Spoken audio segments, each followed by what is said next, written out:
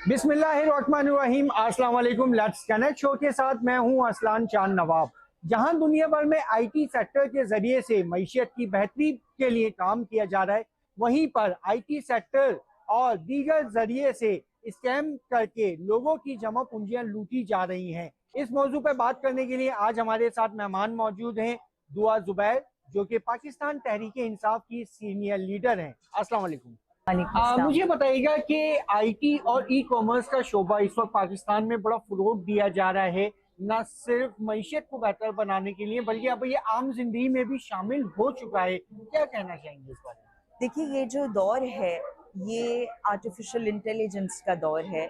और माशाल्लाह पाकिस्तान के अंदर आप देखें वो एक खुशकिस्मत तरीन मुल्क है कि जहाँ पर एक बहुत बड़ी पॉपुलेशन जो है वो आपकी यूथ पर मुश्तमिल है और उसके बाद ख़वातीन आ जाती हैं। तो हमारे पास एक ये बड़ा ही आसान और सहल तरीका है कि आप आईटी की एजुकेशन को लेते हैं, समझते हैं और किस तरीके से आप घर बैठे आप अपनी मुल्क की मईशियत में एक बेहतरीन किरदार अदा कर सकते हैं।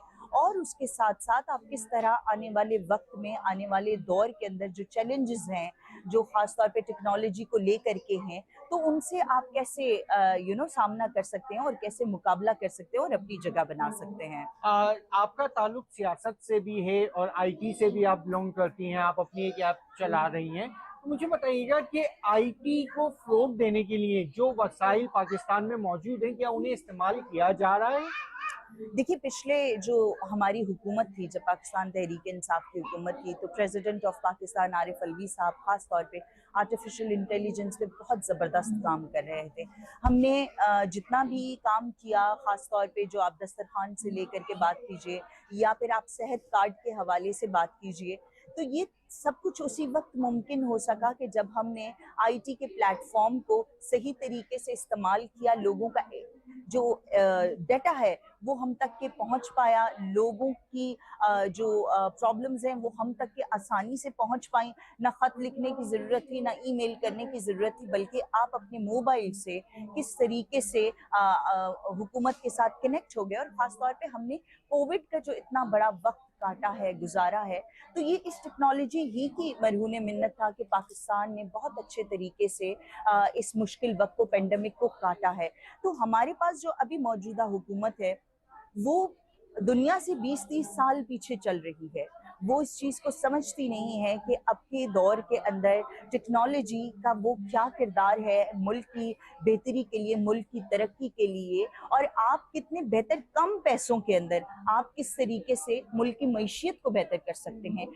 अगर इस चीज़ की उनको अंडरस्टैंडिंग आ जाए तो मैं नहीं समझती कि जो हम आईएमएफ के और जो हम कर्जों के बोझ तले इस वक्त दबे हुए हैं वो हम इसी तरह से दबे चले जाएंगे। अगर कि वो इस आईटी के प्लेटफॉर्म को और हमारी यूथ को सही इस्तेमाल करते हैं और उनकी डायरेक्शन जो है, क्योंकि हम लैक ऑफ डायरेक्शन की वजह से इन तमाम मसाइल का शिकार हैं, तो मेरे ख्याल से हुकूमत पाकिस्तान को इस पे तवज्जो देने की ज़रूरत है। जहां पर इस वक्त जरूरत बन चुका है आईटी और ई कॉमर्स का शोबा, न सिर्फ मईशियत के लिए, कारोबारी जिंदगी के अलावा भी अगर हम बात करें घरेलू जिंदगी में भी आईटी को बहुत ज्यादा इस्तेमाल किया जा रहा है।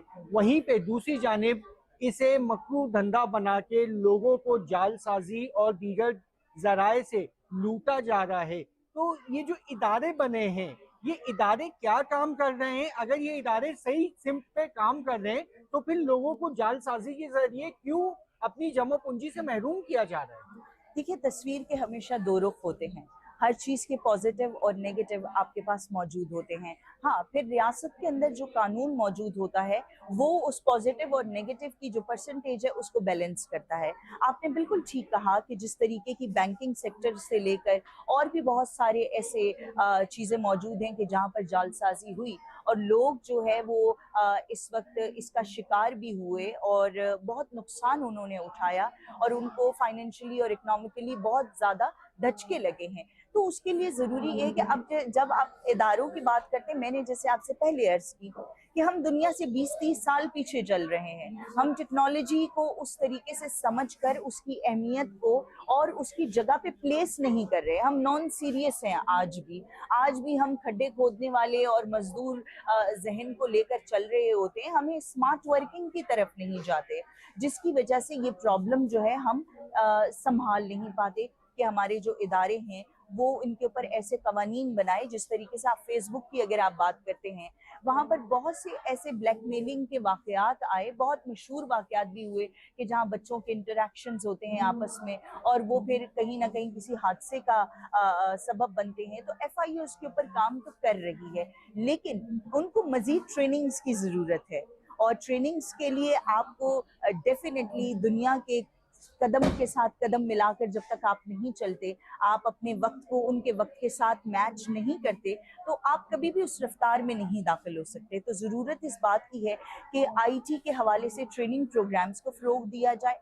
और जिस तरह हमारे दौर में आपने देखा था कि नौजवानों के लिए हमने आईटी के हवाले से बहुत से ट्रेनिंग प्रोग्राम्स लेकर आए थे कि उनको ट्रेन किया जाए और उनके लिए उनके माश का जरिया बनाया जाए। और आज का नौजवान आपको पता है कि उतना सेहत में भी नहीं है कि आप ये कि उससे एक्सपेक्ट करें।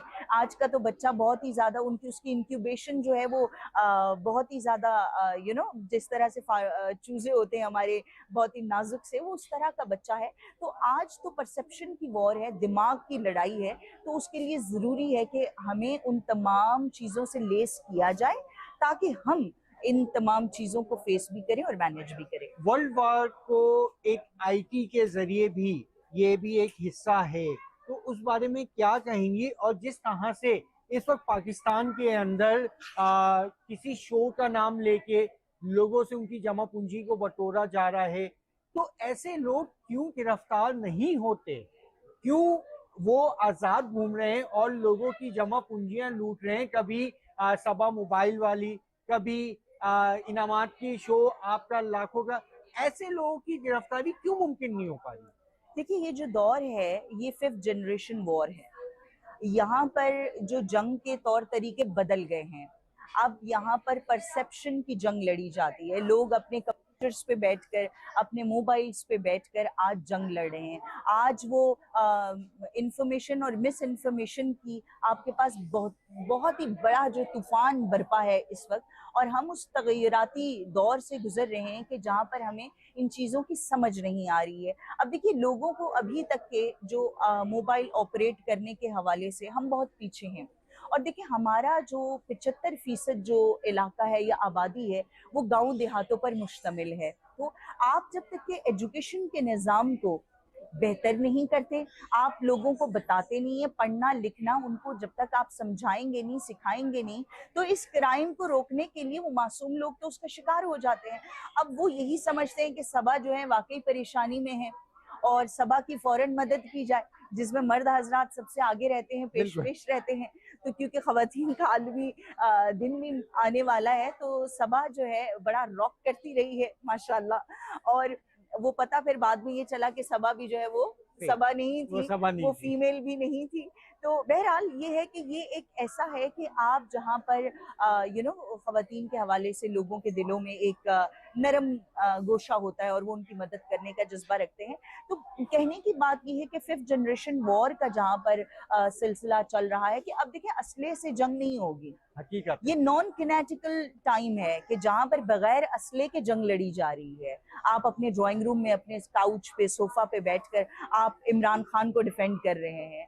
आप जो है अपने जो भी आपके फेवरेट लीडर हैं, आप उनकी बातें कर रहे हैं, लोगों को बता रहे हैं, जवाब पे जवाब आ रहा है, ट्विटर पे लड़ाई चल रही है, फेसबुक पे पंगा चल रहा है, यूट्यूब पे इतने तज्जिया निगार आ गए हैं कि समझ में नहीं आता कि इनको रोका कैसे जाए, थामा कैसे जाए। तो डेफिनेटली जब कोई चीज की शुरुआत होती है तो इस तरह के हादसात और वाकयात का आपको सामना करना पड़ता है। और रियासतों के अंदर जो इदारे होते हैं वो इसीलिए बनाए जाते हैं कि वो मॉनिटरिंग के एस्पेक्ट को देखते हुए अपने कवानीन मुरतब करे। नया दौर है, नई लड़ाई है, तो नया कानून भी होगा, राइट। और हमारे जो असेंबली में बैठे हुए हमारे जो मेंबरान हैं, हमारे जो मेंबर्स हैं, ये उनके सर पे जिम्मेदारी है कि वो इस वक्त दुनिया के जो रफ्तार है उसके साथ मिलकर चलने के लिए वो किस तरह से अपने असेंबली फ्लोर का इस्तेमाल करते हैं। जैसे जैसे दौर तब्दील हो रहा है, कारोबार का स्टाइल भी तब्दील हो रहा है, तो A&I ग्रुप ऑफ कंपनीज ने दुनिया से कदम ब कदम मिलाने के लिए पाकिस्तान में IT हब, ये कमर्शियल फ्लोर मुतारिफ कराया है। इस हवाले से आपने जितनी मालूमात हासिल की, क्या कहना चाहेंगे? देखिए, मैं तो बहुत ज़्यादा अप्रिशिएट करूँगी कि इस वक्त इस अंधेरे में एक उजाला बनने की कोशिश कर रहे हैं। और जहाँ पर हम सारा दिन हमारे बच्चे बैठ के जो है ना फेसबुक पे और मोबाइल पे ये ढूंढ रहे होते हैं कि कैसे घर बैठ के कमाया जाए, इस तरह की जितनी भी वीडियोस हैं वो आज बहुत कुछ कमा रहे हैं, जो आपको सिखाने की कोशिश कर रहे हैं कि जी आप घर बैठे कैसे कमा सकते हैं, कैसे काम किया जा सकता है। स्कैम भी है इसमें, बहुत कुछ है।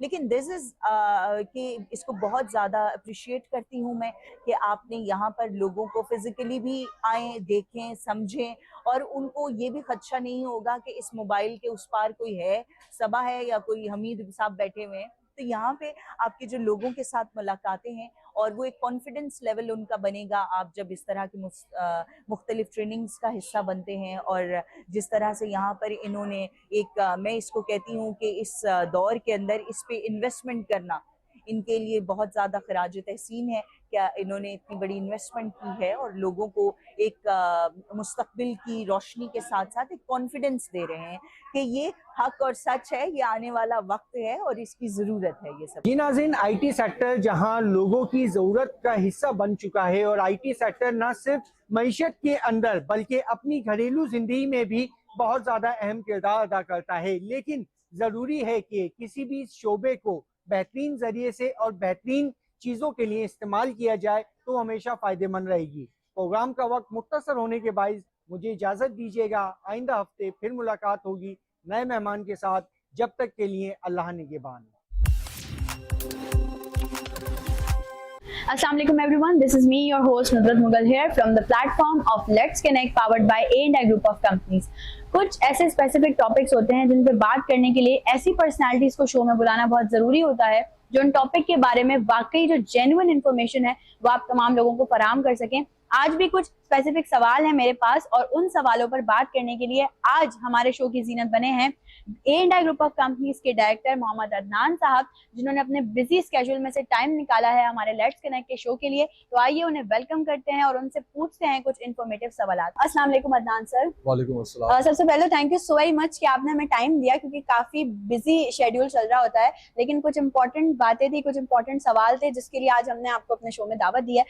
सबसे पहले तो ये बताएं कि आजकल क्या मसरूफियात चल रही हैं? आजकल कनेक्ट कमर्शियल हब और कनेक्ट 2.0 के ऊपर जो एक्टिविटीज़ चल रही हैं, जो ई कॉमर्स के ऊपर A&I ग्रुप काम कर रहा है, तो आज मसरूफियत सारी उसी के ऊपर है। इस फ्लोर के ऊपर कुछ न्यू स्टार्टअप्स के लिए काम कर रहे हैं, कुछ हम यूट्यूबर्स के साथ मिलके कोई नया इनिशिएटिव लिया है, कुछ हमने उस पर काम कर रहे हैं। उसके अलावा IT मिनिस्ट्री के साथ हमारी एक कैंपेन ड्राइव चल रही है जिसपे हम इस बिल्डिंग को एक IT पार्क बनाने जा रहे हैं, तो वो उस पर कुछ काम चल रहा है। तो बिजी है काफ़ी चीज़ों में और अच्छी चीज़ों पे बिजी है। अच्छी बात है, इंसान को हमेशा जो है वो अच्छी चीज़ों पे बिजी होना चाहिए। अच्छा, क्या सिचुएशन देख रहे हैं आप? जैसे कि मैंने बताया अपने इंट्रो में भी कि हमारी जो पाकिस्तान की बल्कि ना सिर्फ पूरी दुनिया की इस वक्त ज़रूरत है वो है ई कॉमर्स और IT इंडस्ट्री। तो आप इस वक्त जो ये सिचुएशन चल रही है ई कॉमर्स की और IT से रिलेटेड, ये इस पे आप अपना क्या पॉइंट ऑफ व्यू शेयर करना चाहेंगे, करंट सिचुएशन? देखिए, आज हम जिस पोजीशन में हैं, या पाकिस्तान के लोग बातें करते हैं कि पाकिस्तान डिफ़ॉल्ट होने जा रहा है, तो ये पोजीशन सिर्फ इस वजह से आई है, आज ये वक्त इसलिए आया है कि हमने जिस चीज़ के ऊपर हमें आज से 5-10 साल पहले फोकस करना चाहिए था, हमने फोकस नहीं किया उसके ऊपर। ना इदारों ने फोकस किया, ना सियासतदानों ने फोकस किया, ना ही प्राइवेट सेक्टर ने फोकस किया और ना ही यूथ ने खुद फोकस किया इस फील्ड को चुना।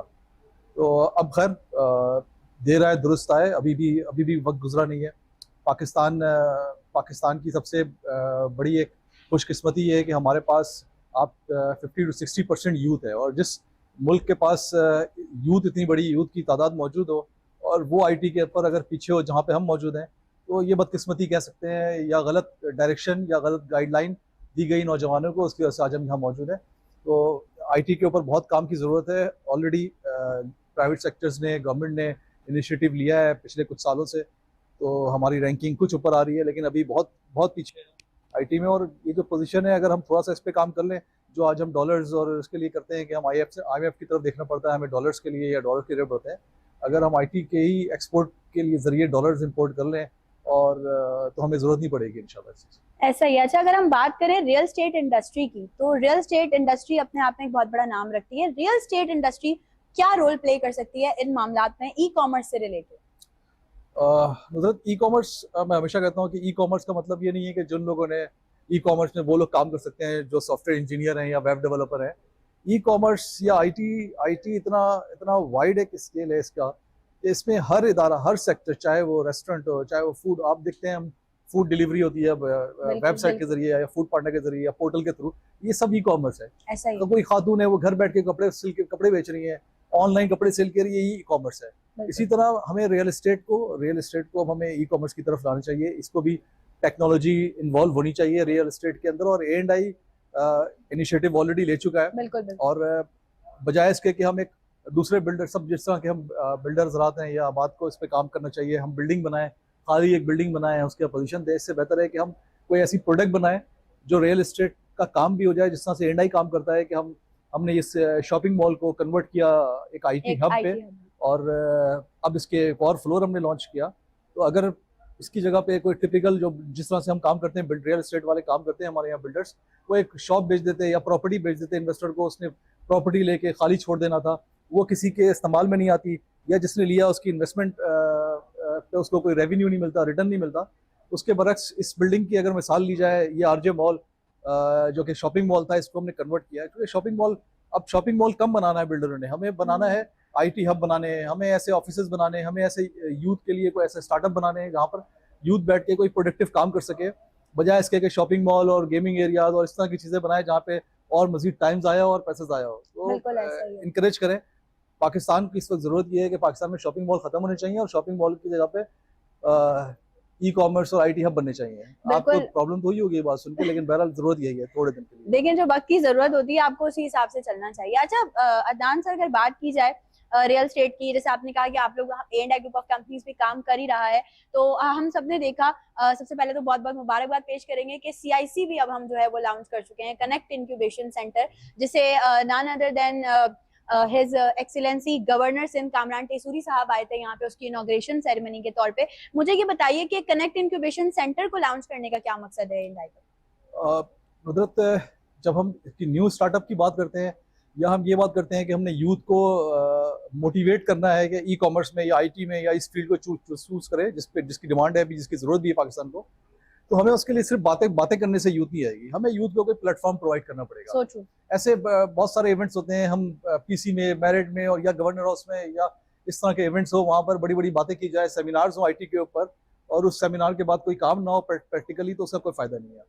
हमने ये जो CAC कनेक्ट इंक्यूबेशन सेंटर जो क्रिएट किया है, इसका मकसद ये है कि जो ये बातें हो रही हैं, जो एक A&I पिछले कोई 6-7 हफ्तों से हम एक सेमिनार्स और एक ड्राइव कैंपेन ड्राइव की लॉन्च की हुई हमने, कि हम स्टार्टअप्स को एक प्लेटफॉर्म प्रोवाइड करने जा रहे हैं। तो उसके लिए इंक्यूबेशन सेंटर ये बेसिक चीज़ है। बिल्कुल। इंक्यूबेशन सेंटर में जब कोई नया बच्चा आता है तो उसको ना सिर्फ एक स्पेस मिलता है बगैर किसी इन्वेस्टमेंट के, साथ साथ उसको मेंटरशिप मिलती है, वहाँ पर एक्सपर्ट बैठे होते हैं, वो बताते हैं उसको कि क्या कौन सी चीज़ चूज़ करनी चाहिए, उसकी एक्सपर्टीज़ के लिहाज से, उसकी स्किल्स हैं उसके हिसाब से हम उसको गाइडलाइन दी जाती है वहाँ पर कि आपको क्या किस प्लेटफॉर्म पे काम करना है, किस चीज़ के ऊपर काम करना है।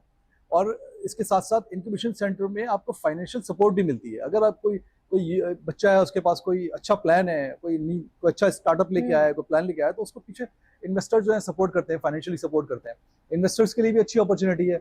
आज अगर हम इसकी हटा दें, रियल एस्टेट में इन्वेस्टमेंट आज के टाइम पे इतनी रिटर्न नहीं है, ROI नहीं मिलता रिटर्न पे, तो उसके बदले में अगर यही इन्वेस्टमेंट जो इन्वेस्टर्स हैं वो यूथ के ऊपर इन्वेस्ट करें, तो इसमें दो फायदे हैं। एक तो यूथ पाकिस्तान के लिए भी बेनिफिट है कि पाकिस्तान ई कॉमर्स पे डेवलप हो रहा होगा, हमारा पैसा आएगा और उसमें रिटर्न भी बहुत अच्छा है। रियल एस्टेट से भी ज्यादा रिटर्न है। एक टाइम पे हम रियल एस्टेट के लिए बोलते थे कि रियल एस्टेट वो सेक्टर है जहाँ पे सबसे ज्यादा रिटर्न मिलता है, ROI मिलता है, लेकिन ई कॉमर्स रियल एस्टेट से भी ज्यादा रिटर्न देता है। बजाय बस ये देखना है कि आपने सही जगह पे बच्चे को सही गाइडलाइन के साथ इन्वेस्ट किया जाए। बच्चा गलत चीजों के ऊपर पैसा लगा दे जहाँ उसकी स्किल्स ना हो या जिसका फ्यूचर ना हो उस चीज के ऊपर ई कॉमर्स पे लगा दे, तो ये इंक्यूबेशन सेंटर में ये बेनिफिट होता है कि उसको सही गाइडलाइन दी जाती है, सुपरविजन होती है और प्रॉपर मेंटरशिप होती है। यानी कि ना सिर्फ फाइनेंशियली सपोर्ट किया जाता है बल्कि प्रॉपर गाइडलाइन दी जाती है कि अगर वो जिस फील्ड में भी काम करना चाह रहा है, जो भी उसका आइडिया है, उस आइडिया के हिसाब से उसको प्रॉपर बताया जाता है कि आपने किस तरीके से इस चीज को आगे मजीद मूव ऑन करना है।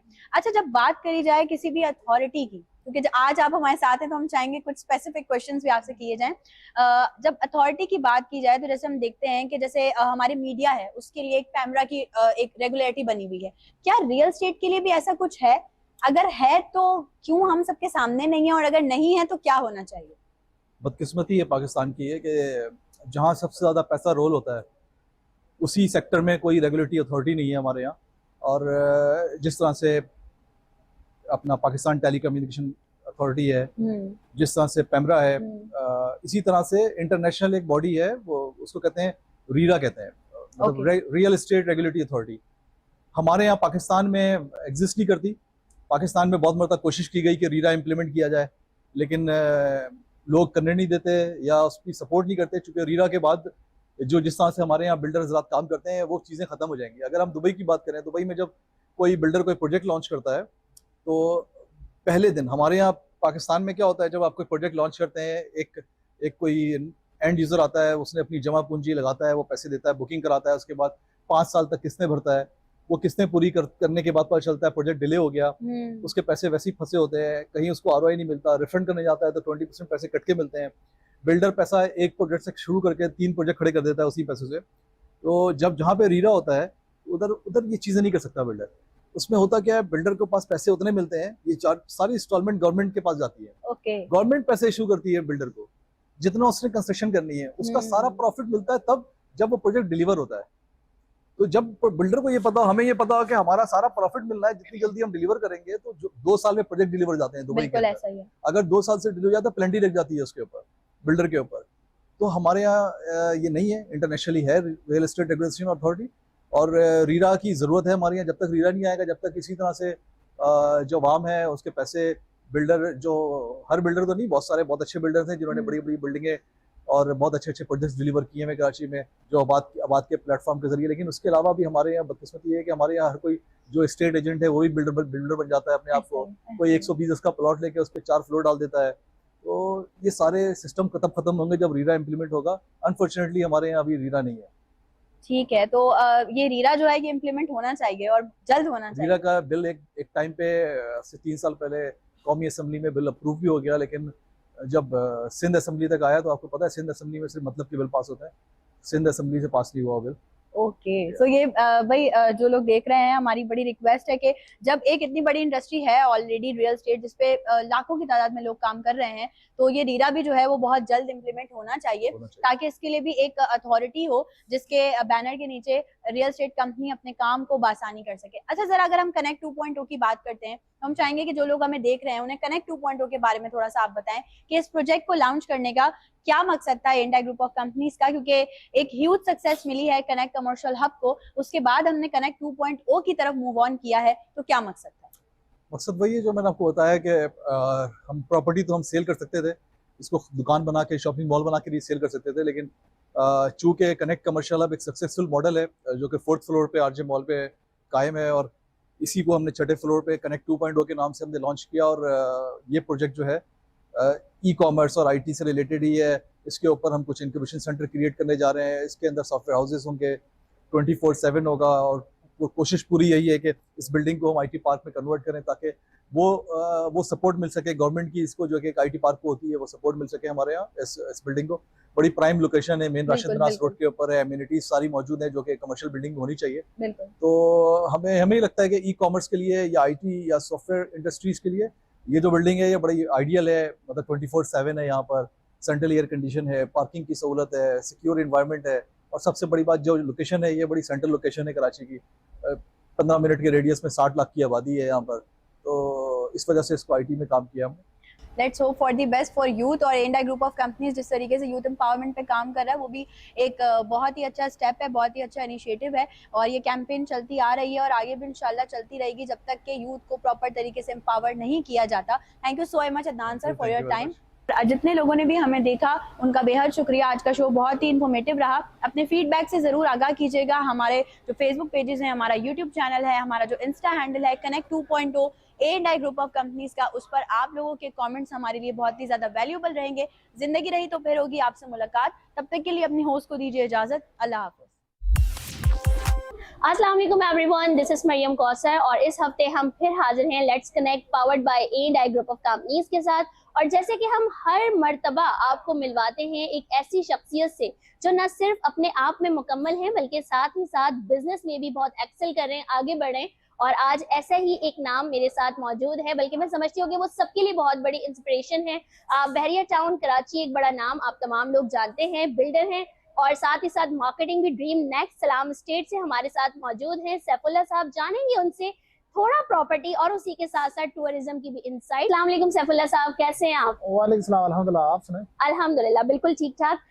सर माशाल्लाह, आपके बारे में तो वैसे पाकिस्तान सारा जानता है, लेकिन मैं आपसे बस एक चीज जरूर पूछना चाहूंगी कि आपका ये प्रॉपर्टी में सफर कैसा रहा? क्योंकि बहुत कम लोग होते हैं जो बहुत शॉर्ट टाइम पे कामयाब होते हैं। आप शॉर्ट टाइम में न सिर्फ कामयाब हुए बल्कि अब तो पाकिस्तान से बाहर भी अपना बिजनेस फैला रहे हैं। तो जानना चाहूंगी कि आपकी क्या जर्नी रही? जी, first of all thank you so much. देखिए, कोई भी बिजनेस है या कोई भी आपका जिसे कहते हैं किसी भी विजन पे चलते हैं तो उसमें एक तो आपका जो कंसिस्टेंसी है वो बड़ी मैटर करती है, बिल्कुल। और सेकंड ये कि आपका जो टारगेट है, जो आपका विजन है, वो जितना क्लियर हो आप उतना पेस से ग्रो करते हैं। ऐसे ही है। तो अल्हम्दुलिल्लाह हमारा जो बेसिक जो ये कॉन्सेप्ट है, इस पे हम लोग बहुत कमिटेड भी हैं, कन्विंस्ड भी हैं। तो उस वजह से हम समझते हैं कि बहुत सारा मार्जिन है, ना सिर्फ प्रॉपर्टी और रियल एस्टेट की फील्ड में बल्कि हर फील्ड में ऐसे ही मार्जिन है। ऐसे ही प्रॉपर्टी और रियल एस्टेट की फील्ड में अगर कोई आगे बढ़ना चाहता है तो बेसिक उसके लिए क्या हो सकती है कि वो उस बेसिक से काम करे, अपनी फाउंडेशन बनाए और आगे बढ़े?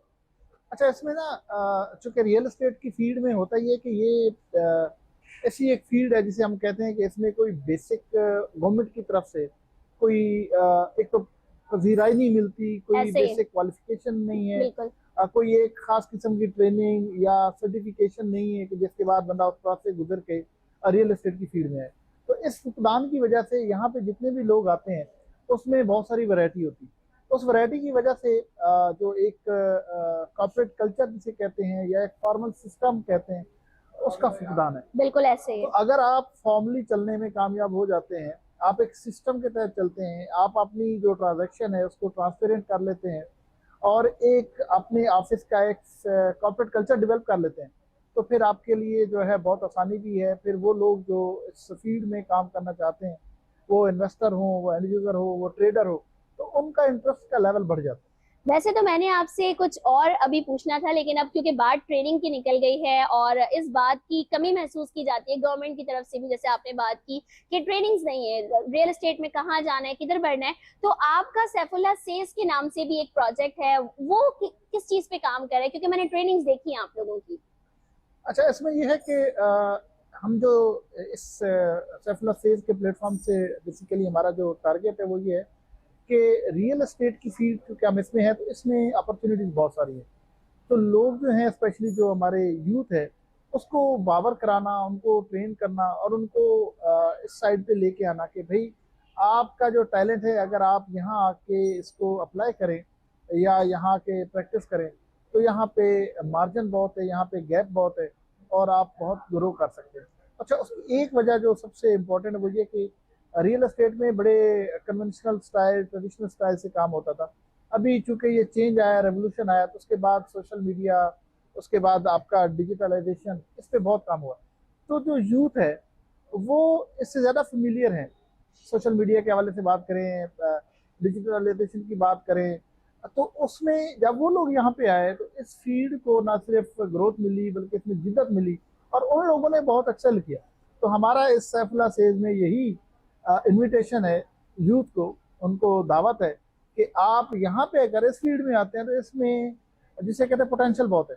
बिल्कुल ऐसे ही। और डिजिटलाइजेशन की भी बात की तो सर आपको भी मैं बताती चलूँ कि A&I group of companies freelancers के लिए जो डिजिटल मीडियम्स पे काम कर रहे हैं, टेक्नोलॉजी के लिए यहाँ पे समिट्स ऑर्गेनाइज कर रहे हैं एवरी संडे, और उसमें स्टार्टअप्स भी आते हैं, अपने पिचेस देते हैं, बड़े जबरदस्त प्रोग्राम्स चल रहे हैं। आप हमारे यूट्यूब पेज पे और हमारे फेसबुक पेज पे भी जाके उसको देख सकते हैं। मजीद सर थोड़ी बात आगे करना चाहूंगी कि रियल एस्टेट इंडस्ट्री थोड़ी सी खुश जानी जाती है और ये समझा जाता है कि सिर्फ जमीन की बात हो रही है, लेकिन जमीन से जो मोहब्बत है वो पूरे पाकिस्तान से भी है। पाकिस्तान की टूरिज्म के बारे में आप क्या कहना चाहेंगे? आपको वहां भी बहुत ज्यादा देखा गया है, तो उस पर आपके क्या ख्याल हैं? अच्छा, ये तो बड़ी मेरे इंटरेस्ट की बात की। देखें, जो पाकिस्तान के अंदर एक पोटेंशियल है, हिडन पोटेंशियल है, लोगों को, बहुत सारे लोगों को इस चीज़ का अंदाज़ा नहीं है कि हम लोग दुनिया देखने बहर जाते हैं, लेकिन पाकिस्तान के अंदर इतनी खूबसूरती है, पाकिस्तान के ऐसे ऐसे एरियाज हैं जो अभी लोगों ने एक्सप्लोर नहीं किए। और दूसरी बात यह कि हम लोग, पाकिस्तान का जो इमेज है मुख्तलिफ अंदाज से बैर दिखा रहे होते हैं।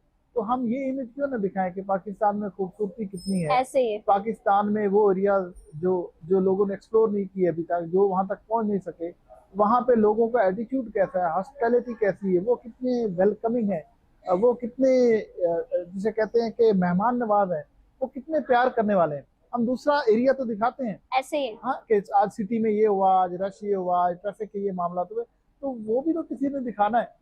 आप एक तो पाकिस्तान का सॉफ्ट इमेज दुनिया को दिखाते हैं, बिल्कुल एक ऐसे ही अच्छा फेज पाकिस्तान का दुनिया को दिखाते हैं। दूसरा, लोगों को इनवाइट करते बजाय इसके कि पाकिस्तानी यहाँ से जाएं, बाहर जाके खर्च करें, यहाँ से इतने रुपए लेके जाएं, वहाँ थोड़े से डॉलर लें और वो खर्च करें, तो क्यों ना डॉलर वाले यहाँ पे आए, डॉलर वाले वो यहाँ पर यहाँ हैं। एंजॉय भी करें, इस पाकिस्तान की खूबसूरती को भी देखें, और पाकिस्तान का इमेज जो बाज़-औक़ात कहीं गलत पोर्ट्रे होता है उसको आके देखें कि अल्टीमेटली वो चीजें नहीं है, यहाँ कुछ और भी है। यहाँ कुछ और भी है। और एक मजे की बात मैं यहाँ कोट करना चाहूंगी, टूरिज्म पे बात निकली, अभी पिछले दिनों मेरा जाना हुआ था कुछ केपीके वगैरह की साइड पे, तो नेम नथिया गली अयूबिया यहाँ तक हम पहुंच गए।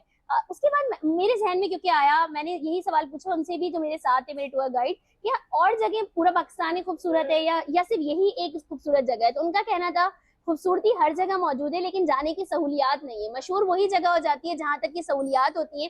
तो इस फोरम के तहत हम गवर्नमेंट या ऐसे लोग जो कि टूरिज्म पे भी काम कर रहे हैं, जैसे सैफुल्लाह साहब भी कर रहे हैं, मैं यही कहना चाहूंगी कि सहूलियात ज्यादा से ज्यादा करनी चाहिए ताकि रेवेन्यू हमारा पाकिस्तान में आ सके। ऐसे ही है। ये तो विश है हम सब की कि इंफ्रास्ट्रक्चर बेहतर से बेहतर हो, फैसिलिटीज बेहतर से बेहतर हो, तो वो होनी चाहिए। वो होनी चाहिए। लेकिन मैं आपको ये बताऊं कि अगर कहीं से खाना अच्छा मिलता हो ना, तो वहां पे भले सिटिंग एरिया अच्छा ना भी हो, लोग पहुंच जाते हैं। आप हाँ, देखिए वो गली के कोने पे भी अगर खड़े लगा होके होगा तो लोग खड़े होके भी खा लेते। ऐसे ही है। आप खूबसूरती दिखा दे सही, खूबसूरती से मोहब्बत करने वाले लोग पहुंच जाएंगे। खुद ही पहुंच जाएंगे।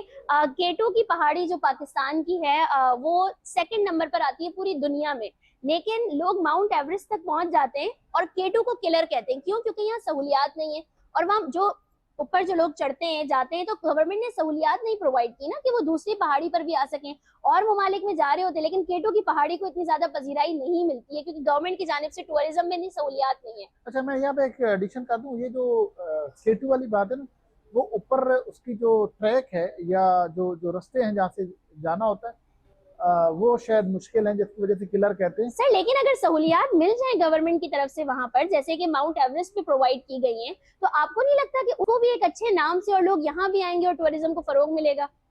आपकी बात बिल्कुल सही है। हम लोग जितना उसको हाईलाइट करते हैं, जितना ईज करते हैं, जितना फैसिलिटेट करते हैं, उतना ज्यादा टूरिज्म प्रमोट होता है। आप क्लाइंबर्स को अगर फैसिलिटी देंगे तो वो उसको लेने के लिए आएंगे ना यहाँ पे। ऐसे ही है। सर एक चीज जो मैं आपसे जानना चाहूंगी, बड़ा इंपॉर्टेंट होता है जब स्पेशली ऐसे बिजनेसमैन हमारे साथ बैठे हों जो यूथ को सपोर्ट करते हैं, तो उनसे यूथ के बारे में भी बात करने में बड़ा मजा आता है। हमने देखा कि आप जहाँ भी होते हैं आप यूथ प्रमोशन की बात कर रहे होते हैं, साथ ही साथ आप यूथ बेस्ड ऑर्गेनाइजेशन के पैटर्न्स भी हैं मुख्तलिफ जगहों पे। मैं ये जानना चाहूंगी कि बिजनेसमैन या बिजनेस जो एंटिटीज हैं वो यूथ को किस तरीके से अपॉर्चुनिटीज प्रोवाइड कर सकती हैं, या ये बिजनेस और यूथ का आपस में जो मर्जर है ये पाकिस्तान का फ्यूचर कितना एक्सप्लोर कर सकता है? ये बड़ी जबरदस्त एक डिबेट है। देखें, जो अभी फ्यूचर है वो यूथ का है। बिल्कुल। मैं फिर वही बात कि अभी जितनी स्पीड से चीजें चेंज हुई हैं, specially electronically, digitally, social media, तो अब जो इसमें सबसे ज्यादा एक्टिव हैं या जिनकी आईटी को देखें, जिनकी सबसे ज्यादा ग्रेप है वो यूथ की है। बिल्कुल। तो एक तो बात यह है कि अब फ्यूचर यूथ का ही है, और दूसरा ये कि अब जो यूथ है वो बहुत ज्यादा जिसे कहते हैं फास्ट भी है, बहुत ज्यादा टेक्निकली भी साउंड है, और वो जिसे कहते हैं इस नए दौर के अकॉर्डिंग एडजस्टेबल भी हैं। जो थोड़े से 10 साल पुराने लोग हैं, हम जैसे लोग हैं 20 साल पुराने, उनका इस नई जिद्दात और इस चीज को उस तरह अडोप्टेशन नहीं मिलती, उसका अडॉप्ट नहीं कर पाते। एक तो ये बात है कि अब चूंकि टेक्नोलॉजी जितनी चेंज हुई है, फास्टली चेंज हुई है, तो अभी दौर यूथ का है। दूसरी ये बात है कि जो पोटेंशियल यूथ में होता है या जो है वो दूसरे किसी में नहीं हो सकता। और सबसे बड़ी बात यह है कि जो गैप ये है कि उस यूथ को ट्रेन करना और उस यूथ को उस प्लेटफॉर्म पे लेके आना। मैं आपको मजेदार बात बताता हूँ, जब हम कभी जॉब करवाते हैं, कोई इंट्रोड्यूस कराते हैं कि ये वैकेंसी है, उसको पब्लिश करते हैं, तो सीवी नहीं आ पाते। अच्छा। और किसी यूथ से पूछें, वो कहते हैं मार्केट में जॉब ही नहीं है। हाँ। हालांकि ये दोनों प्लेटफॉर्म अपनी अपनी जगह पर ठीक करें, मैं आपको इस चीज़ का यकीन दिलाता हूँ कि कोई एक पोटेंशियल वाला बंदा किसी भी ऑर्गेनाइजेशन में पहुंच जाए और अपने आप को प्रूव कर दे, उस ऑर्गेनाइजेशन के पास वैकेंसी हो या ना हो, वो उसको उसको रिटेन जरूर करने करते की हैं, पूरी बिल्कुल कोशिश ऐसे ही है, बिल्कुल। अच्छा टैलेंट है, पोटेंशियल है, लेकिन ये जो गैप है, ये बहुत बड़ा गैप है। इसकी वजह से ऑर्गेनाइजेशन को वो पोटेंशियल नहीं मिलता और एक पोटेंशियल को काम करने का प्लेटफॉर्म नहीं मिलता। प्लेटफॉर्म तो नहीं हमारा मिलता। बेसिकली जो इस वक्त जिसके ऊपर हम एफर्ट कर रहे हैं, एक तो उस पोटेंशियल को बताना कि आपके पास पोटेंशियल है, आप हीरा हैं, और दूसरा ऑर्गेनाइजेशन को उसके साथ रिलेशन बिल्ड करना ताकि वो आए उस प्लेटफॉर्म पे, आपने जोहर दिखाए। सर माशाल्लाह, स्पेशली आपसे बात करके एक बात तो मैं कहूंगी कि आप जैसे लोग पाकिस्तान के लिए एक बड़ा असासा हैं, जो न सिर्फ अपने बिजनेसेस पे काम करें बल्कि साथ ही साथ इस जमीन की खूबसूरती यानी टूरिज्म और उसी के साथ नौजवानों पे भी काम करें। आपके ख्यालात जान के बहुत अच्छा लगा और यकीनन आप सबको भी आज का प्रोग्राम देख के मजा आया होगा। और हमारी भी कोशिश यही होती है कि आपके साथ डाइवर्सिफाइड बात की जाए, क्योंकि स्पेसिफिक टॉपिक्स पे बात करने में मजा तो आता है लेकिन और मजीद जानने का मौका नहीं मिलता, तो मिलवाते रहते हैं आपको मजीद लोगों से। और आज जो बातें हुई हैं उसके बारे में आपका क्या ख्याल है, कमेंट सेक्शन में हमें बताइएगा। मिलते हैं आपसे अगले प्रोग्राम में। Let's connect with A&I group. में सबसे पहले बताइए। जी, एक्चुअली मेरा नाम शैला इमरान है and I am the CEO of notebook private limited. ये एक ऑर्गेनाइजेशन, हमारी ट्रेनिंग ऑर्गेनाइजेशन है जो ट्रेनिंग्स प्रोवाइड करती है डेटा साइंस के अंदर और माइक्रोसॉफ्ट पावर BI के अंदर। Not only IT trainings but also हम फोर्थ रेवोल्यूशनरी ट्रेनिंग्स प्रोवाइड कर रहे हैं, जो skill based trainings that actually empower the students, professionals, women, men, everybody. So I think ये चीज हमने हमारा जो ऑर्गेनाइजेशन है that's located at the Forum Clifton and वहाँ पे आप जरूर आए and you can see all of it over there. And we have got the best of trainers as well. जी। मैडम आप क्या कहना चाहेंगे, आज आप कनेक्ट कमर्शियल हब में मौजूद हैं और connect commercial hub A&I group की ऐसी हसीन पेशकश है कि आज IT सेक्टर के हवाले से ये एक हब बन चुका है। IT सेक्टर, सॉफ्टवेयर हाउसेज और ई-कॉमर्स के हवाले से इसका नाम जो है वो सर फहरिस्त है। तो शैला बीबी, क्योंकि आप भी IT सेक्टर से एक तरह से मुंसलिक हैं, तो आप क्या समझती हैं, आज आप यहाँ पर तशरीफ लाई हैं, आपको कैसा महसूस हो रहा है? आई थिंक कनेक्ट जो है ना एक बहुत ही पावरफुल प्लेटफॉर्म है एंड आई थिंक जिस तरीके से इन्होंने ऑफिसेज बनाए हैं और जिस तरीके से सॉफ्टवेयर हाउसेज किए और जो IT सेटअप इन लोगों ने रखा है, ये बहुत ज्यादा लेटेस्ट एंड प्रोग्रेसिव है।